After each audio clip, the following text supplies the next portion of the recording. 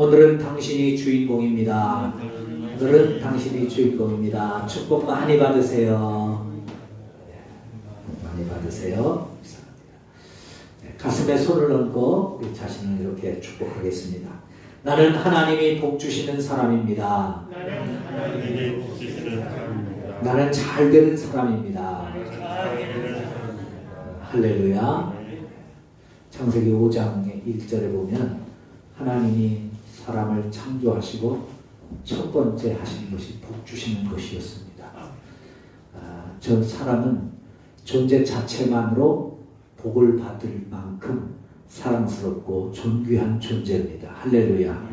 하물며 거룩한 주의를 지키기 위해서 하나님께 영광 돌리기 위해서 예배자로 나오신 우리 모두는 하나님의 복 주시는 사람이고 잘 되게 해주실 줄로 믿습니다. 오늘 저녁부터 우리 장로님 기도하신 것처럼 또 우리가 그동안 기도하며 준비한 부흥회가 시작이 됩니다. 왕의 제정 책을 쓰신 분 참 기대가 됩니다. 그런데 이 부흥회를 준비하면서 저의 소망은 한 가지입니다. 이 부흥회의 축복의 주인공이 바로 여러분들이 되시기를 바랍니다. 여러분들이 되셔야 합니다. 김미진 장로님이 주인공이 아닙니다. 이번 집회의 주인공은 내가 되어야 합니다. 아무리 큰 은혜를 받고 아무리 이분이 큰 축복을 받았어도 그 축복이 나에게 이어지지 않으면 아무런 의미가 없어요. 이 부흥회를 하는 것은 그분이 받은 축복을 그 축복의 물길을 나에게로 돌리기 위함입니다. 그 축복의 흐름을 나에게로 방향을 바꾸기 위함입니다. 할렐루야. 할렐루야. 그래서 이번 집회를 통해서 내가 주인공이 돼야 돼. 그냥 지나가는 행사가 아니라 나의 삶에 하나님이 역사가 시작되는 시간이 되게 하실 수 있기를 바랍니다. 유대인들은 시간을 두 가지로 구분을 합니다. 하나는 크로노스의 시간입니다. 이 시간은 그냥 흘러가는 거예요. 2021년 9월 26일 11시 30분 그냥 흘러가는 건 크로노스의 시간입니다. 그러나 유대인들에게는 이 크로노스의 시간은 아무런 의미가 없습니다. 별로 중요하지 않아요. 그들에게 중요한 것은 카이로스의 시간입니다. 카이로스의 시간은 내 삶 속에 하나님의 임재가 임하는 시간을 카이로스라 그렇게 부르고 있습니다. 그래서 그들은 이 카이로스의 시간을 이루기 위해서 경건 훈련을 하고 또 하나님의 말씀을 사모하고 그 말씀을 지키고 그 말씀을 따라 살기 위해서 몸부림을 치는 겁니다. 이런 부흥회는 바로 내 인생의 이런 카이로스의 시간을 만드는 시간입니다. 정말로 귀한 시간으로 여기시고 하나님의 축복의 역사가 이루어지는 은혜가 있기를 간절히 바랍니다. 그래서 이번 부흥회를 통해서 내가 하나님의 축복의 통로가 되고 은혜의 통로가 되고 구원의 통로가 되고 생명의 통로가 되는 그런 은혜가 있기를 간절히 바랍니다. 김미진 장로님이 얼마나 복을 받았느냐, 그건 저한테는 중요한 일이 아니에요. 우리 성도님들이 복을 받는 주인공이 되시고 또 특별히 그분의 영성을 배우고 그분의 영성을 따라서 그분의 흐르는 영성 가운데 임하시는 하나님의 축복을 나에게로 그 길을 바꾸는 그런 은혜가 있기를 간절히 바랍니다. 오늘 본문에 보면 한 중풍병자가 나옵니다. 이 사람은 중풍병으로 모든 희망을 잃어버린 상태였습니다. 절망적인 상황입니다. 침상에 누워 꼼짝을 할 수 없습니다. 단 한 발자국도 움직일 수 없는 사람입니다. 그래서 사람들의 도움을 받아야 되는 상황입니다. 그런데 그 상황 속에 있던 사람이 예수님을 만납니다. 그리고 그런 상황을 변화시킵니다.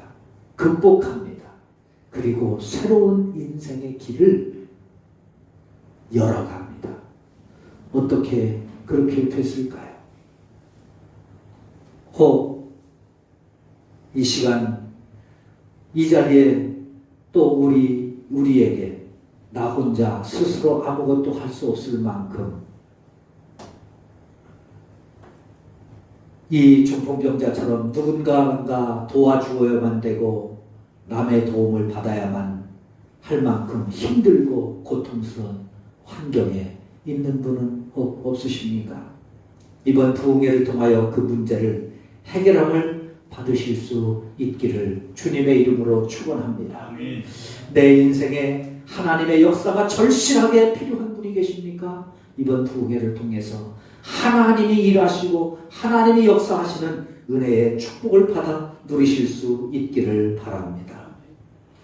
이 중풍병자가 어떻게 주님을 만났고 그 주님을 만나기까지 어떤 모습으로 하나님 앞에 나왔는지 그 모습을 통해서 우리 함께 은혜를 받으려고 합니다. 먼저 주님 앞에 나오기 위해서 장애물을 극복하며 나와야 합니다. 따라해 보실까요? 장애물을 극복하며 나와야 합니다. 장애물을 극복하며 나와야 합니다. 할렐루야. 장애물을 극복해야 합니다. 오늘 본문 2절입니다. 2절 다 같이요. 시작. 침상에 누운 중풍병자를 사람들이 데리고 오거늘 예수께서 그들의 믿음을 보시고 중풍병자에게 이르시되 작은 자야 안심하라 내 죄사함을 받았느니라. 아멘. 이 사람은 예수님께 나오는데 많은 장애물이 있었습니다. 그 중에 가장 큰 장애물이 뭐였느냐? 중풍병이었습니다. 병이었습니다. 질병이었습니다. 그의 상황이었습니다. 그의 상황은 도저히 예수님 앞에 나올 수 있는 상황이 아니었습니다. 나갈 수 없는 상황입니다. 마음은 있어도 믿음은 있어도 포기해야 될 상황입니다. 그의 처지가 결코 나올 수 있는 처지도 상황도 아닙니다. 모습도 아닙니다. 병에 걸린다는 것이 얼마나 고통스러운 일이겠습니까?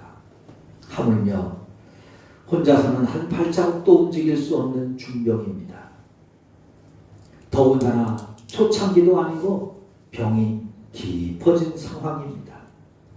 오랜 세월 속에 자신도 모르게 모든 것을 포기하는 상황에 처하게 되었습니다. 그런 상황 속에서 예수님께 나아가야 되겠다는 희망을 품는 건 결코 쉽지 않습니다. 소망을 갖는 거 쉽지 않습니다. 아이고 그냥 어떻게 나가? 내 상황이 이럴 때 어떻게 나가? 내 처지가 이럴 때 이렇게 바쁜데 이렇게 어려운데 이렇게 힘든데 어떻게 나가? 모든 것을 포기하는 그런 상황입니다. 그런데 이 사람은 희망을 갖습니다. 그리고 주님 앞에 나아가야 되겠다는 열망을 품습니다. 그리고 그것을 믿음으로 바꾸어 가기 시작합니다. 나는 예수님 앞에 서야 되리라고 하는 믿음으로 가꾸어 갑니다. 그래서 그는 방법을 찾습니다. 그래서 사람들을 찾습니다. 그리고 그 사람들에게 부탁하고 사정해서 자신을 예수님께 가지고 내려가게 합니다. 사랑하는 성도 여러분, 혹 우리가 신앙생활하면서 또 아니면 사업을 하면서 직장생활하면서 어려움이 지속되고 힘든 생활이 지속되고 또 오랜 연세 드신 분들은 또 병환이 지속되어서 나도 모르는 사이에 우리의 마음이 길가밭과 같이 굳어져서 믿음의 희망, 축복의 희망을 잃고 살아가는 이 중풍병자와 같은 분은 없으십니까? 이번 기회에 다시 믿음의 희망을 갖고 하나님 앞에 설 수 있기를 주님의 이름으로 축원합니다. 아무리 힘든 상황이라 할지라도, 아무리 어려운 처지라 할지라도, 아무리 힘든 바쁜 상황이라 할지라도 시간을 조절해서라도 또 믿음을 가져서라도 희망을 가져서라도 주님 앞에 나오실 수 있기를 바랍니다. 특별히 이번 부흥회에 여러분 꼭 참석하세요. 아무리 어려워도 아무리 바빠도 참석하셔야 합니다. 그래야 그 속에 하나님의 역사가 시작이 되는 겁니다. 두 번째 장애물은 군중들이었습니다. 사람들의 장애물, 가장 치명적인 장애물입니다. 그 어려움 속에서, 그 힘든 속에서 주님 앞에 나아가고자 결심해서 어렵게 사람들을 모아서 그 사람들을 통해서 예수님 앞에 나왔는데, 그렇게 어려운 가운데 희망이 전혀 없던 곳에서 희망을 가지고 주님 앞에 나왔는데, 그 어렵게 나왔는데, 그러면 여러분 그 정도 했으면 하나님이 길을 열어주셔야 될 거 아니에요. 예수님이 기다리고 계시다가 잘왔다, 잘했다, 너 참 힘든데 다른 사람이 보기에 다른 사람 같으면 절대 안 나왔을 텐데. 성경을 보세요. 또 이때 중풍병자가 한두 사람이었겠어요? 그때 주님 앞에 나온 사람 이 한 사람밖에 없잖아요. 다른 사람은 다 안 나오는데 너만 돼도 나왔으니 너는 참 복받을 사람이다. 그래 만나주시면 얼마나 좋아요. 얼마나 좋아요. 그런데 절망은 끝없이 다가오는 거예요. 그 어렵게 당하는데 사람들이, 군중들이 예수님을 확 에워싸서 도저히 예수님께 따라갈 수가 없는 상황입니다. 한 사람 같으면 이리 비집고 저리 비집고 사람들에게 욕을 먹으면서까지도 갈 수 있겠는데, 침상을 채 사람들을 뚫고 가기가 쉽지 않습니다. 오늘 똑같은 내용이 마가복음 2장과 누가복음 5장에 나오는데, 그 마가복음과 누가복음은 군중들이 가득 차서 도저히 예수님께 갈 수가 없습니다. 그래서 이 사람들은, 이 중풍병자는 지붕 위로 올라갑니다. 그리고 지붕을 뚫고 예수님에게 내려갑니다. 여러분, 우리나라처럼 체면 문화에 익숙한 상황이라면 더더욱 사람들의 장애가 될 수 있습니다. 사람들의 시선에 장애물이 됩니다. 사람들이, 거치는 사람들이, 눈에 거슬리는 사람들이, 내 마음에 들지 않는 사람들이 장애물이 될 수 있습니다. 아니면 내 환경이, 내 처지가 장애물이 될 수 있습니다. 우리를 가로막고 있는 사람들의 장애물을 헤치면서 나아갈 용기가 쉽지 않습니다. 그러나 믿음은 장애를 극복하는 것입니다. 장애물을 뛰어넘는 것입니다. 이번 부흥에 참석하려고 해도 마귀는 많은 장애물로 우리를 가로막을 것입니다. 질병이라는 장애물, 나이라는 장애물, 코로나라는 장애물, 사람들이라는 장애물, 또 외부의 시선들의 장애물이 있을 수 있습니다. 바쁜 일들의 장애물이 있을 수 있습니다. 사업의 장애물, 직장의 장애물이 있을 수 있습니다. 그러나 여러분, 극복하시기를 바랍니다. 장애물은 포기하는 것이 아니라 극복하라는 것입니다. 이기라는 훈련입니다. 힘내라는 도전일 것입니다. 설교를 준비하다 이것저것 찾다 보니까 인터넷에 그런 내용이 있더라고요. 우리 아이가 달라졌어요로 유명해진 오은영 박사님이 계십니다. 의학 박사인데요.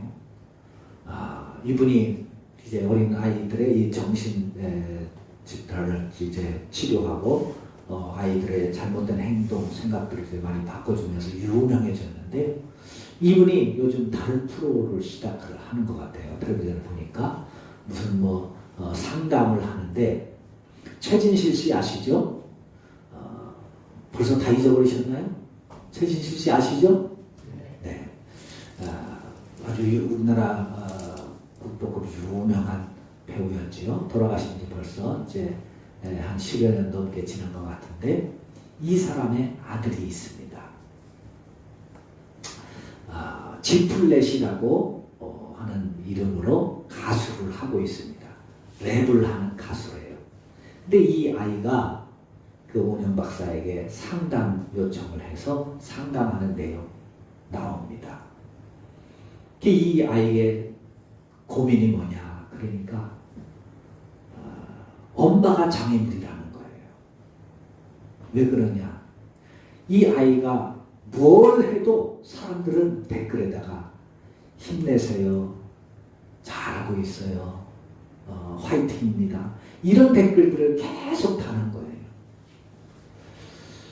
그 이 아이가 마음에 상처가 되는 겁니다. 처음에는 그것이 힘이 됐다가 상처가 되는 거예요. 아니 나는 음악하는 사람인데 네 음악을 들어보니 뭐 이러더라 참 좋더라. 자, 너 그 어려운데도 음악을 잘하고 있구나. 음악을 들으면서 위로가 된다. 뭐 이런 소리를 듣고 싶은데 이런 댓글을 듣고 싶은데 그런 댓글은 하나도 없고 뭐 올라오는 댓글이 다 똑같은 거예요. 힘내라, 화이팅, 잘 살고 계시네요. 용기 내세요. 뭐 이런 댓글인 거예요. 이게 상처가 되는 거예요. 그래서 이분이 그 오은영 박사에게 상담을 합니다. 그분이 쭉 이야기를 듣고 있다가 그러더라고요. 답을 이렇게 줍니다. 내가 보기에 너는 참 엄마를 잘 떠나보낸 것 같구나. 그게 이제 의아해하는 거죠. 그게 무슨 뜻인가 했더니 엄마를 잃은 그 슬픔 어린 나이에 아버지도 그렇고 엄마도 그렇고 그렇게 그 좋지 않게 보냈음에도 불구하고 잘 떠나보내서 좋은 뭐 랩을 하면서 그 어렵게 잘 살고 있는 그 모습을 보니까 엄마를 잘 떠나보냈다는 거예요. 그런데 이분의 진단입니다. 우리나라 사람들은 너는 엄마를 잘 떠나보내는데 우리나라 사람들은 최진실이라는 배우를 아직 떠나보내지 못했다는 거예요. 그래서 마음속에 그 사람을 생각하면 짠한 거예요. 안타까움이 있는 거예요. 그러니까 그 아들 보면 그 사람 생각이 나는 거예요. 그래서 힘내라, 용기 내라 이제 자꾸 그러는 거죠. 그게 집이 된다는 거예요. 그런데 그렇게 이야기를 하면서 이분이 그러는 거예요. 우리나라 사람들이 너는 엄마를 잘 떠나보냈는데 우리나라 사람들은 최진실이라는 배우 너의 엄마를 떠나보지 못해서 너한테 용기 내라, 힘내라, 화이팅 해라 하면서 하는 건 네 음악에 대해서 관심이 없어서가 아니라 국민들이 최진실이라는 배우를 떠나보지 못해서 혹시 너도 엄마를 떠나보내지 못해서 잘못된 생각을 할까봐 잘못된 길을 생각을 할까봐 힘내라 화이팅 하는 말은 너 잘 살고 있는 거야. 너 앞으로도 너 지금처럼 잘 살고 있어라. 그 어떤 어려움이 와도 그 어려움을 너는 죽지 말고 이겨내고 잘 살고 있어라. 너는 네 음악을 잘하고 있구나. 그런 응원의 메시지란다. 그렇게 전해주니까 이 아이가 그 말을 그 말이에요. 그렇다면 그 말이 이제 저에게 상처가 아니라 힘이 될 수 있겠네요. 엄마가 장애물이 아니라 이제는 그것을 극복하면 이길 수 있는 다시 힘낼 수 있는 그래서 이 음악을 다시 할 수 있는 그런 힘이 되겠네요. 그렇게 이야기한 것을 보았습니다. 여러분 그렇습니다. 장애물은 뛰어넘는 거예요. 잘하라고 힘내라고 용기 내라고 그것을 이기라고 주시는 뛰어넘는 훈련이라고 하는 용기를 내라고 하는 도전이라는 사실을 기억하실 수 있기를 바랍니다. 아멘. 개그맨 조혜련 씨 아시죠? 전 남편과 이혼 후에 예수님을 만났습니다. 재혼 후에 예수님을 믿기 시작했고 예수님을 만났습니다. 그리고 하나님을 만나는 체험을 했습니다. 이분이 예수 믿은 지는 몇 년 안 됐는데 그 이후로 그의 믿음이 얼마나 열심인지 뜨거워졌는지 모릅니다. 요즘은 성경 읽기 전도사가 돼서 어디를 가든지 간증하면서 여러분 성경 읽으세요. 살아계신 하나님의 말씀을 읽으세요. 이걸 전합니다. 우리 교회도 초청을 하려고 한 1년 전에 연락을 했었는데 뭐 주일날 2년 전 2년 후까지 꽉 찼다고 해서 제가 포기를 했는데 설교 준비하다가 다시 한번 연락을 해봐야겠다 싶은 생각이 있었어요. 근데 이분이 예수 믿고 나서 성경을 읽으면서 하나님을 만나는 거예요. 그러니까 성경을 읽으라고 막 이렇게 합니다. 성경을 얼마나 많이 읽었는지 구약성경 그 긴 구약성경을 30분 내로 요약해서 설명을 해줬어요. 사람들에게. 신약성경도 30분 내로. 그리고 우리가 알지 못하는 신구약 중간기라고 있어요. 약 400년간 말라기 선지자 이후에 세례 요한이 나타나기까지 400년간의 공생 가운데 부흥된 기간이 있습니다. 이걸 학문적으로 신구약 중간기라고 하는데 그 중간기의 역사까지 30분에 요약을 합니다. 이분이 그 훈련을 하면서 자기 아들이 우주라고 있는데 그 우주가 벌써 군대 가게 됐어요. 군대 가기 전에 아들을 앉혀놓고 30분 동안 구약은 어떤 내용인지 신약은 어떤 내용인지 그래서 구약을 통해서 하나님은 어떻게 우리를 구원하셨고 신약을 통해서는 어떻게 구원하셨는지 군대 가는 아들을 위해서 앉혀놓고 그 이야기를 쭉 하면서 네가 군대 가서 아무리 힘들더라도 어렵더라도 꼭 성경을 읽으면서 하나님 이 구원의 하나님을 꼭 만나고 믿으라고 이제 그렇게 가르치는 거예요.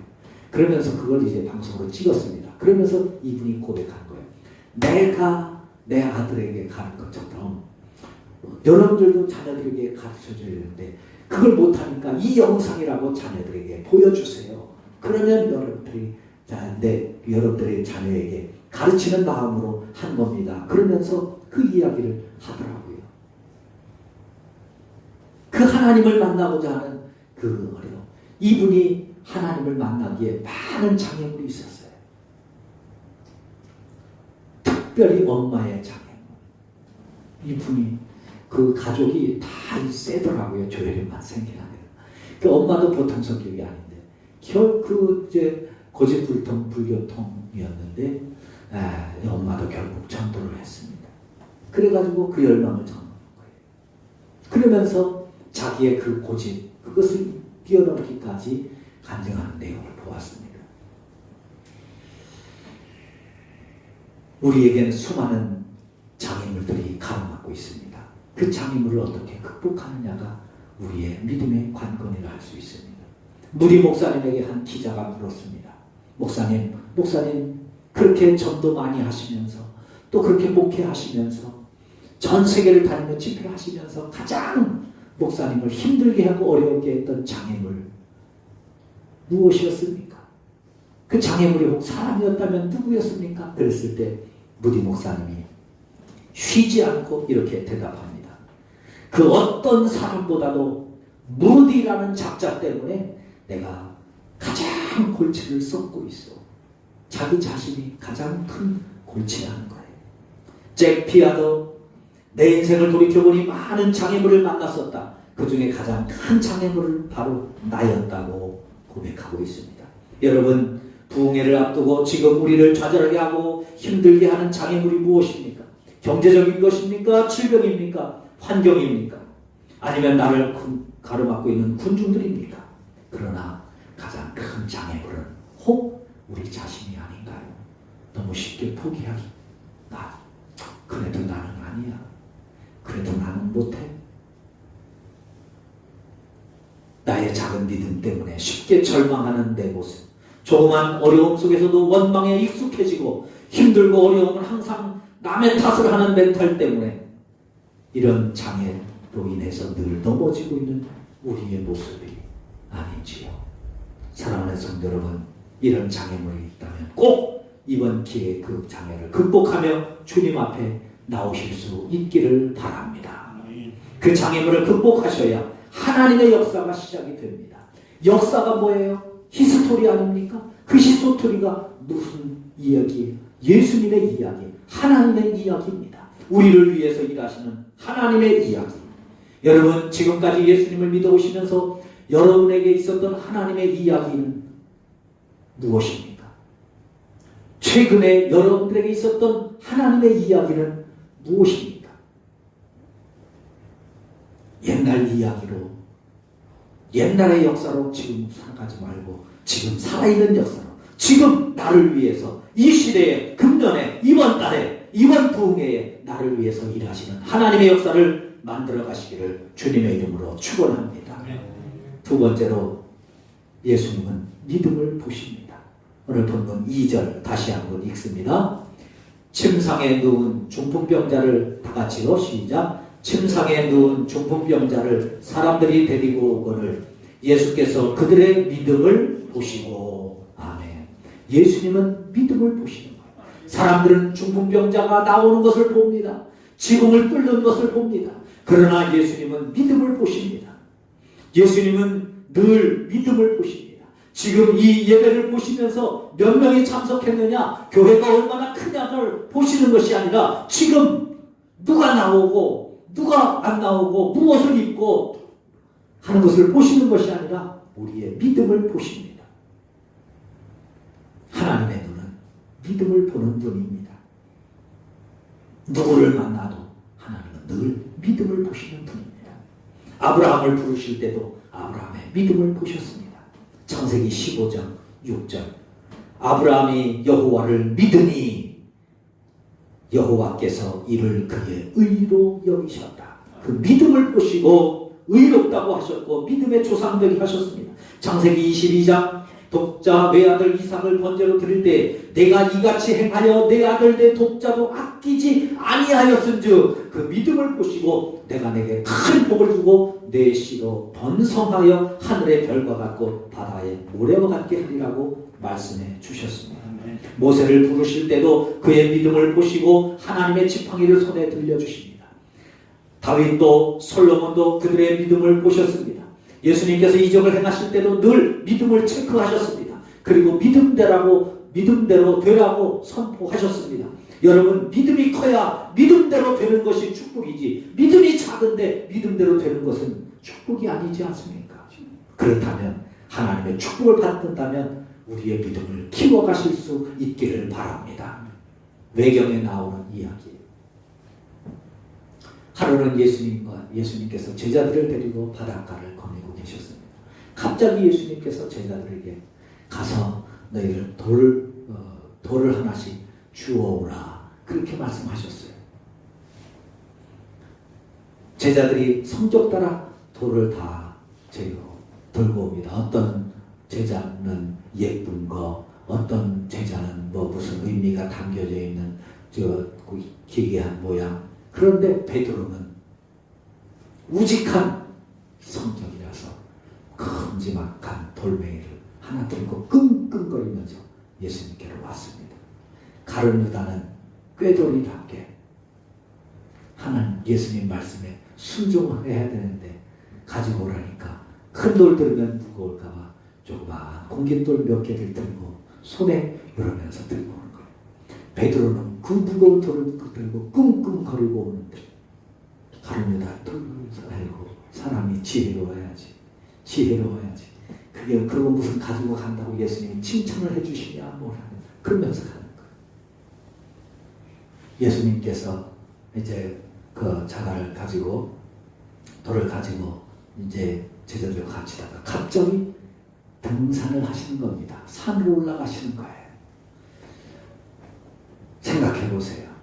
평지를 들고 가도 무거운 돌을 들고 산으로 올라가려고 하니 베드로가 얼마나 힘들겠습니까? 가다 쉬고 가다 넘어지고 그것 때문에 다치고 산 위에 올라갔습니다. 예수님께서 제자를 가르쳐주시고 때가 돼서 돌을 놓고 기도를 하셨습니다. 기도를 하신 다음에 눈을 떠보니 자기가 가지고 온 돌이 떡으로 변해 있는 거예요. 빵으로 변해 있는 거예요. 배가 고픈 제자들이 자기가 가지고 온 너희가 가지고 온 돌로 된 빵만 먹으라고 예수님이 말씀을 합니다. 가룟 유다여 빵 한 입에 털어놓고 나니 아무것도 없어요. 베드로는 그 큰 빵으로 배불리 먹었다 그러지. 사랑하는 여러분, 믿음은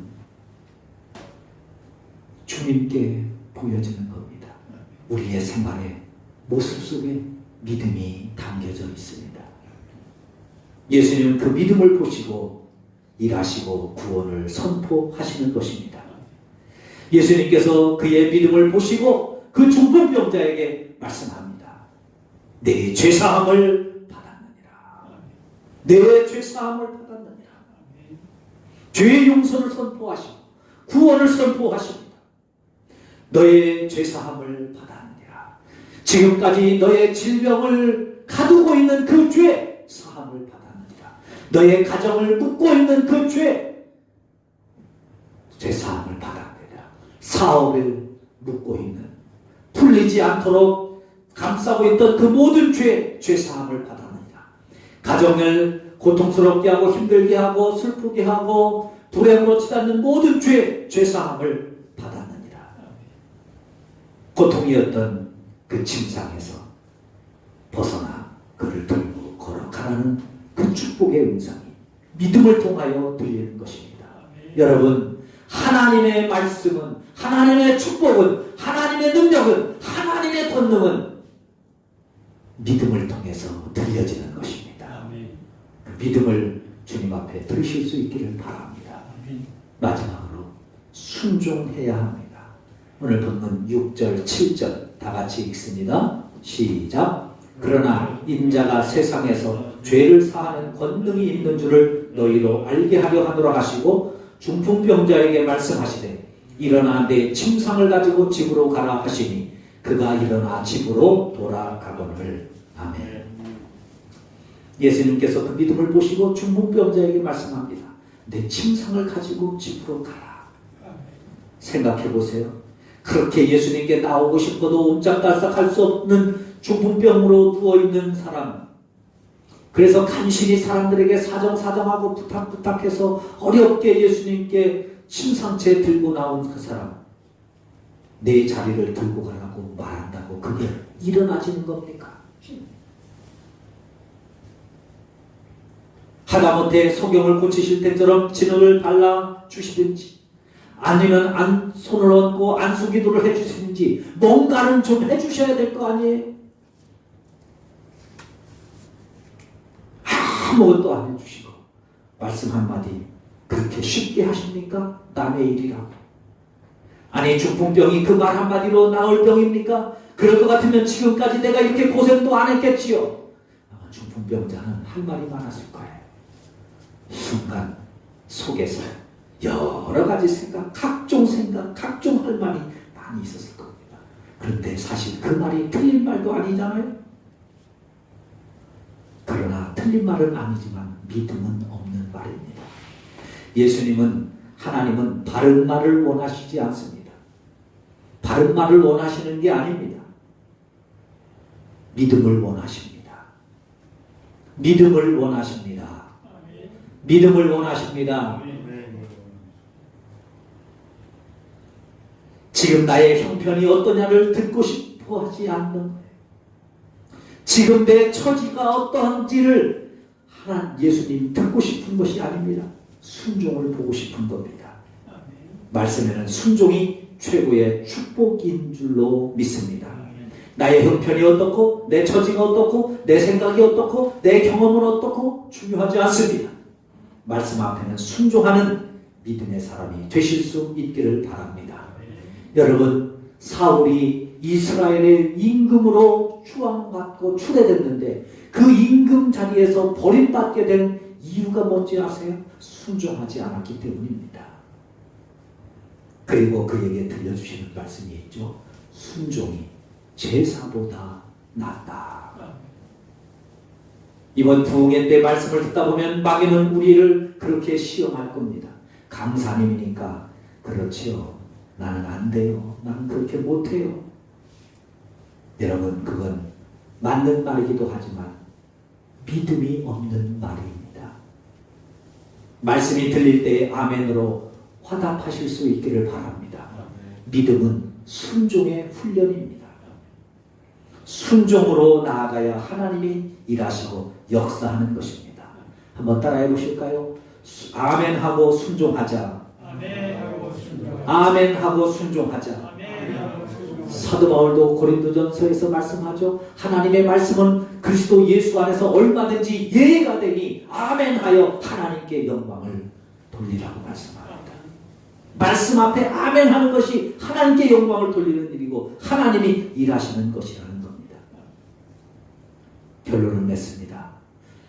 어떻게 해서든지 예배의 자리, 부흥회의 자리, 말씀의 자리에 나오실 수 있기를 바랍니다. 그리고 믿음을 보이시기를 바랍니다. 구경꾼이 아니라 믿음을 보이셔야 합니다. 순종하는 모습으로 하나님 앞에 서서 이번 이 부흥의 축복의